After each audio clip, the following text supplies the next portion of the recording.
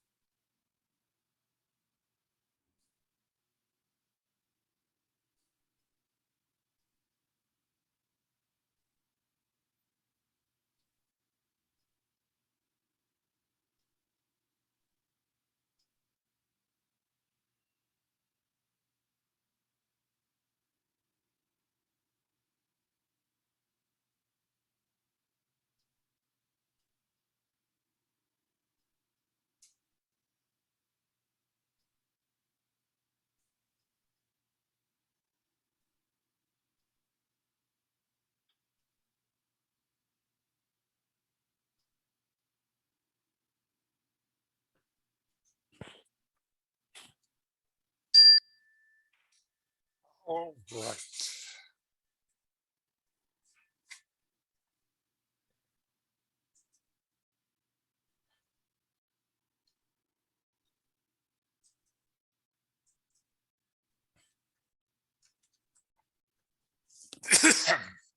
Today, I'm going to talk about befriending yourself. A key idea in Buddhism is compassion. I talk about Buddhist ideas because this is the context in which mindfulness was originally defined and taught. I think simplifying many ideas into a basic framework that there are three parts to spiritual practices like mindfulness meditation. The first part is preparation. The next part is quieting the mind. The third I might call plunging in. This is being fully present in the present moment. Now, preparation can have lots of parts. They all amount to getting your mind ready to be quiet. The problem with the mind is that it wants to reach out. Basically, it's looking for happiness and has the idea that something more is needed, that something else is needed besides what I have now. I need something else to bring me this happiness. To be ready to quiet the mind, you need to stop it doing this reaching out. This is a place where compassion comes in. It's one way to become satisfied with things the way they are now. It works by replacing fear with love. Compassion is usually expressed towards other people. Befriending yourself is compassion towards yourself.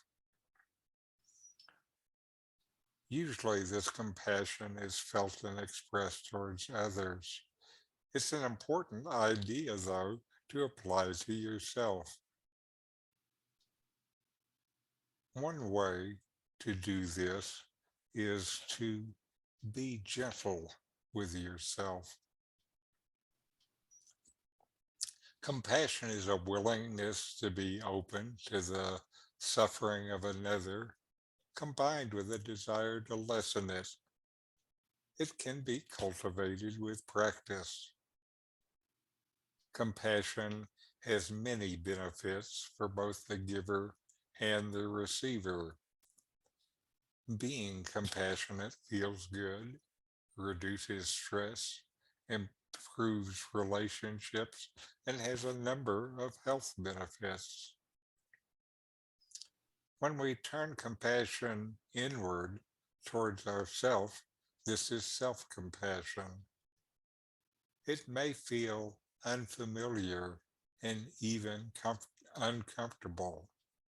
Our culture has a prohibition towards selfishness, and it might feel selfish thinking about yourself first.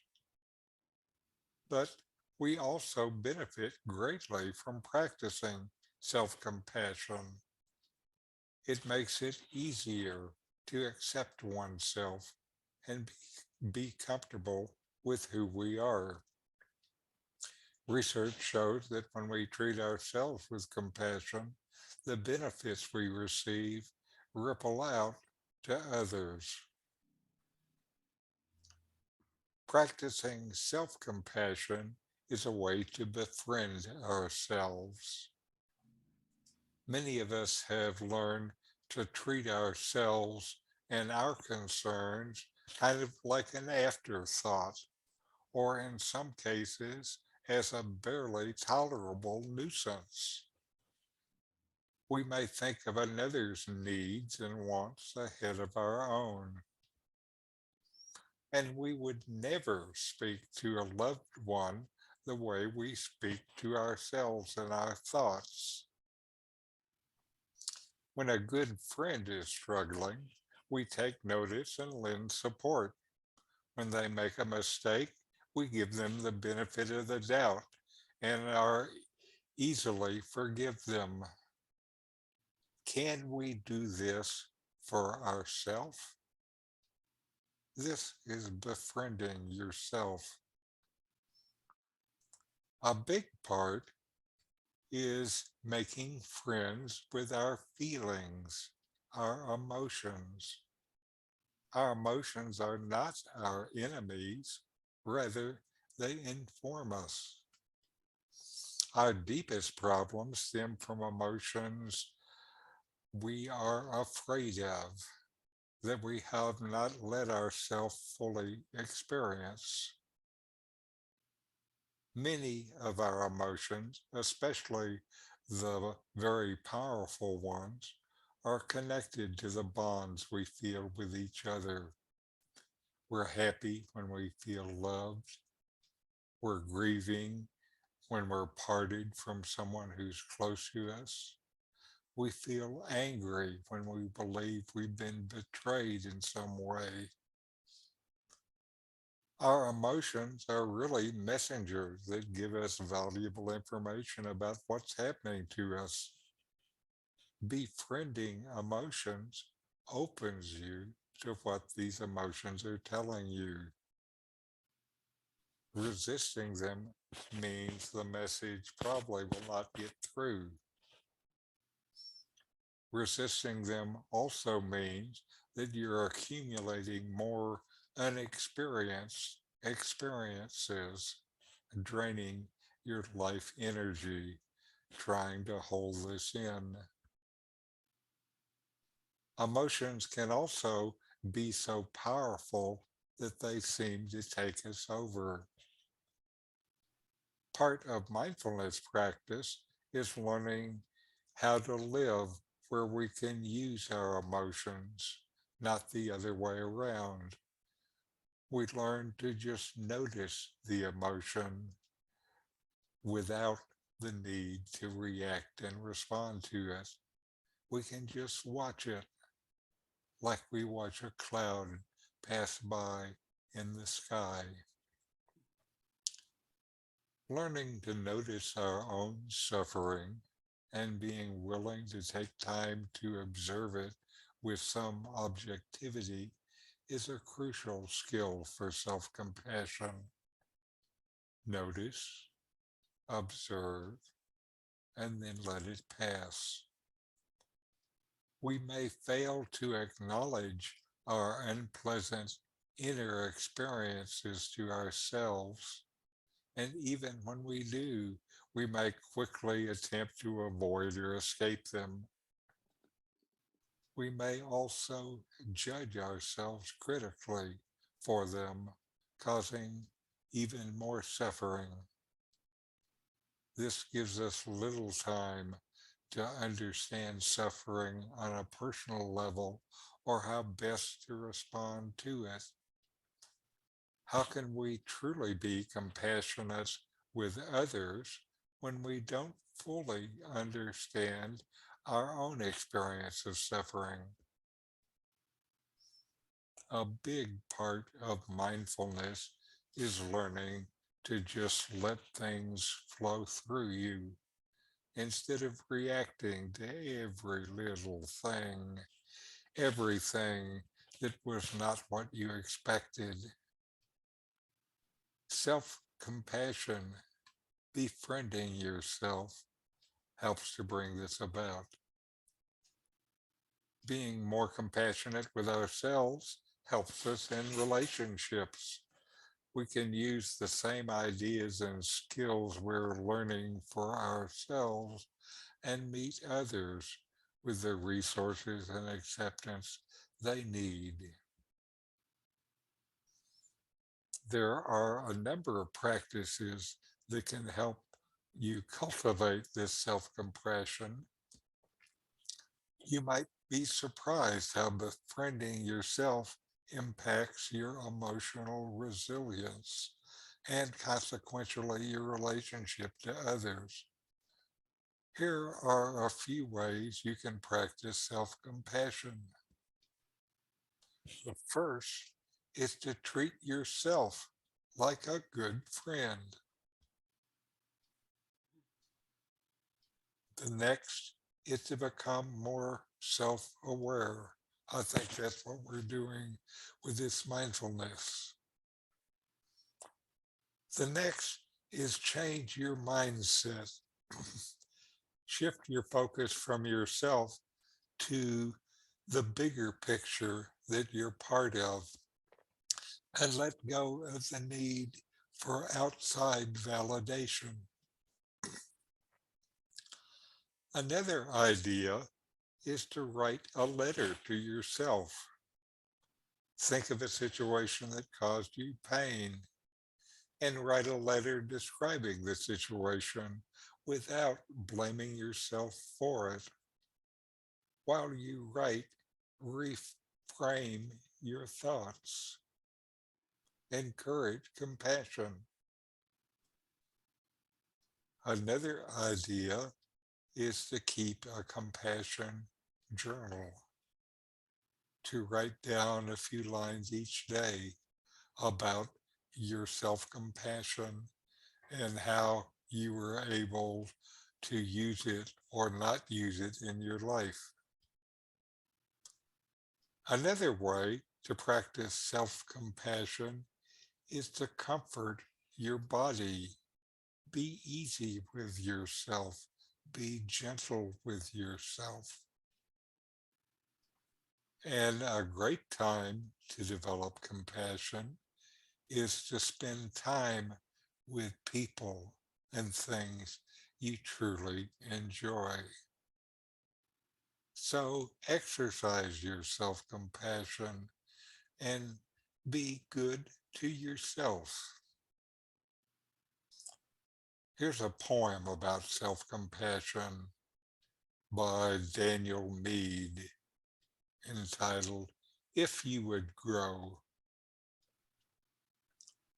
If you would grow to your best self, be patient, not demanding, accepting, not condemning, nurturing, not withholding, self-marveling, not belittling, gently guiding, not pushing and punishing, for you are more sensitive than you know. Mankind is as tough as war, yet delicate as flowers. We can endure agonies, but we fully open only to warmth and light. And our need to grow is as fragile as a fragrance dispersed by storms of will, to return only when those storms are still. So accept, respect, and attend your sensitivity. A flower cannot be opened with a hammer. Now we have a video, Befriending Yourself, a guided meditation by Rick Hanson.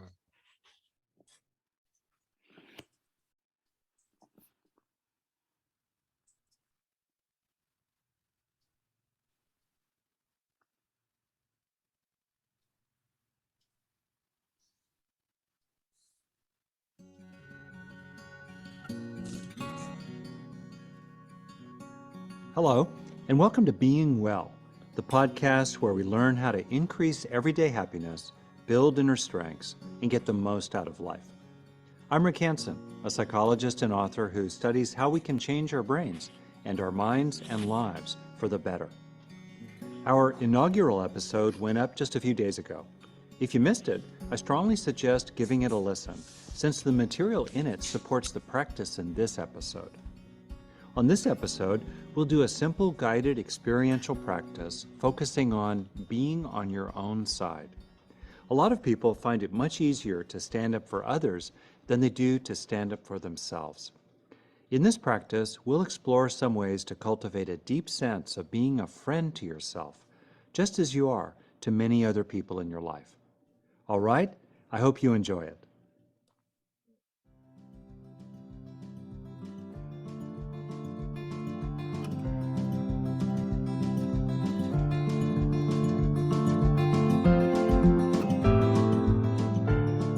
So I'd like to segue now into doing a practice. So a little bit about how to do practices. First of all, take care of yourself. Feel very free to adapt my suggestions to your own needs and feel very free to ignore them entirely. If, for example, I suggest something and you want to do something else, that's fine.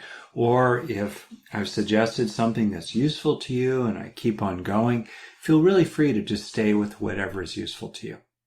Second, if anything comes up for you that's just too much, too uncomfortable or too disturbing, it's really okay to stop the program or tune out, open your eyes if they've been closed, look outside, rub your feet on the floor, get a drink of water, do whatever works for you. And third, sometimes what happens is you try to do something in a guided practice, but you hit a block. Something else comes up for you. And then you have a choice. Do you pursue that block or do you stay with whatever it was that you were initially working on, such as we'll soon move into, the experience of being on your own side. That's kind of a choice. Sometimes it's useful to look into the block. Generally, though, I think it's good to sort of note the block. Sometimes it's a very familiar block like self-criticism or distractibility, and then, come back to the practice itself, because you can always think about that block later. All right? So, on the basis of all that, now I'd like to do a little practice with you to begin to build up the neural structures that support this fundamental stance of being on your own side. So, with your eyes open or closed, to begin with, please bring to mind some time when you really stood up for somebody else. You were really supportive, or you protected them. Maybe you spoke up on their behalf. Maybe it was a situation where you really couldn't do anything outwardly, but internally, boy, you were really a strong ally. You were with that person. The two of you were together. You were on their side. You were a friend to them. You were for them. Not necessarily against others, probably not against others, but definitely for them. So you're bringing to mind a time when this was true. Maybe multiple times, multiple people you stood up for, you encouraged, you were determined on their behalf.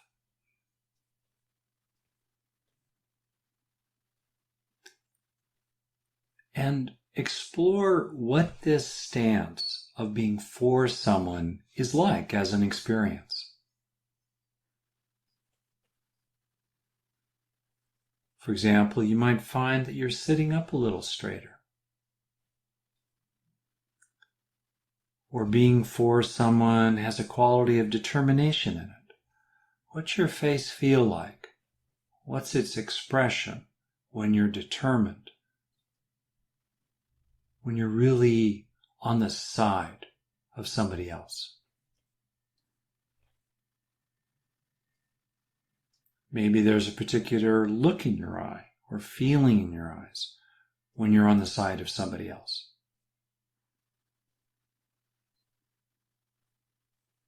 How about warm-hearted feelings, such as compassion, the wish that these beings, these people, perhaps others besides people, not suffer? Or a quality of friendship. Or maybe there's a certain fieriness inside yourself. You're not tipping into problematic anger or rage, but there's a certain fierceness, seriousness, energy, vitality in you on behalf of those who you are for. What's that feel like in your emotions or body?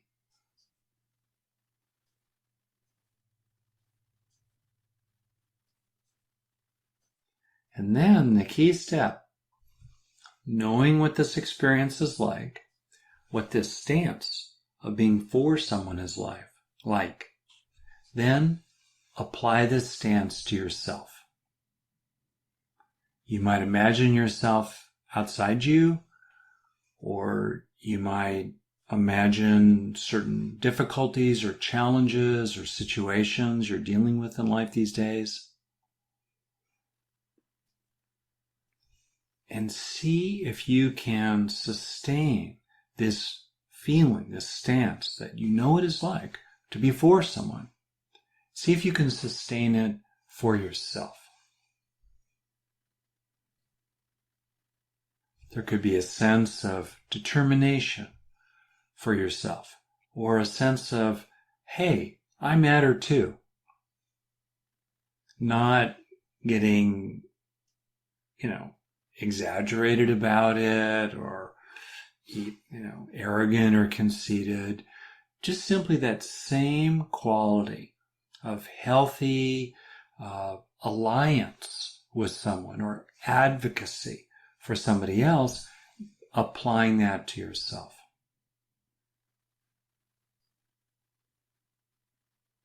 For example, you could explore particular situations or particular issues in your life, maybe pain in your body or some conflict with another person.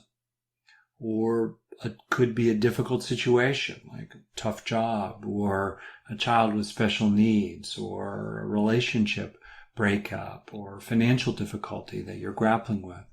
And explore what it could be like to sustain a feeling of, I want to help myself. I want to do what I can to make things better. My life matters. It matters to me.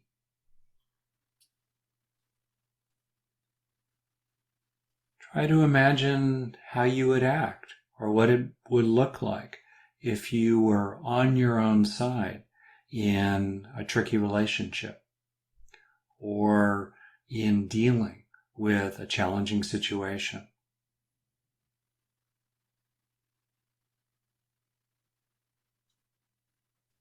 Keep regenerating, keep bringing up this feeling of determination, of strength on your own behalf.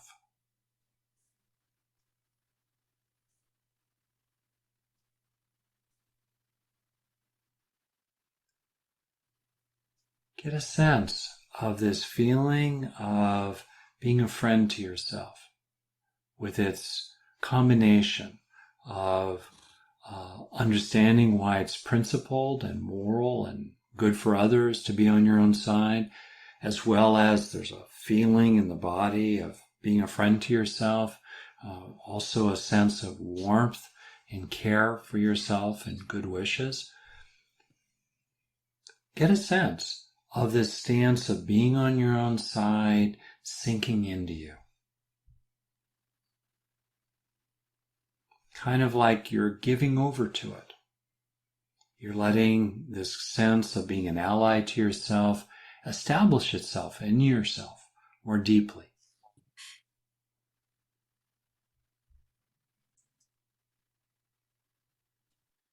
So we are now finishing up this practice.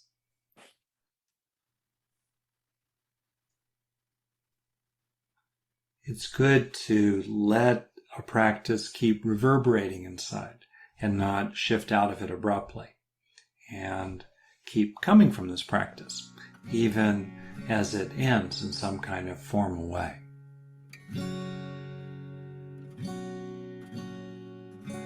That's it for this episode. I hope you enjoyed that. Okay, so now we're going to do our final meditation. Feel your breath. Feel energy flow through your body during the in-breath. Feel the calm moving through as you breathe out.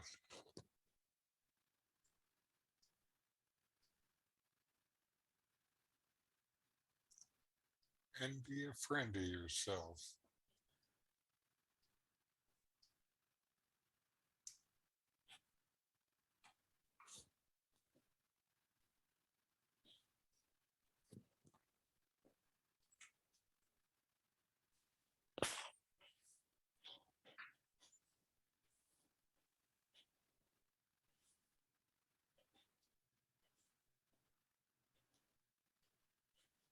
A friend just accepts what is there.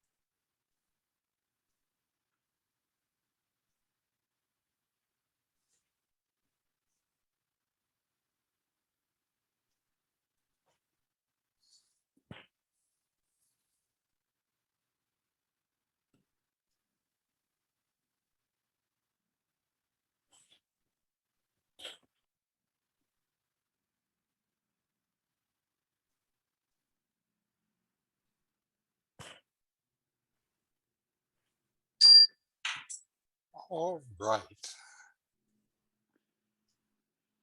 Let's close with a short chant. Om. Om. Shanti, Shanti, Shanti. Om. Peace, peace, peace.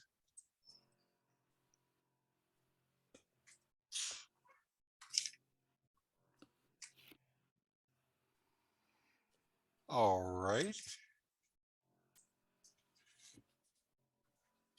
Any questions or comments today?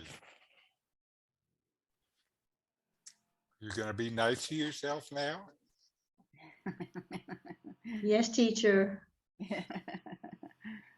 Yes, yes, you have to get Well, rid of all that guilt that one has.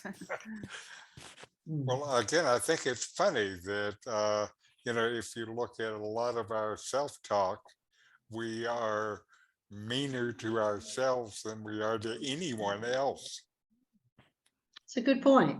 Yeah, you I know? hadn't thought about that either. So it's funny. It's funny how this goes.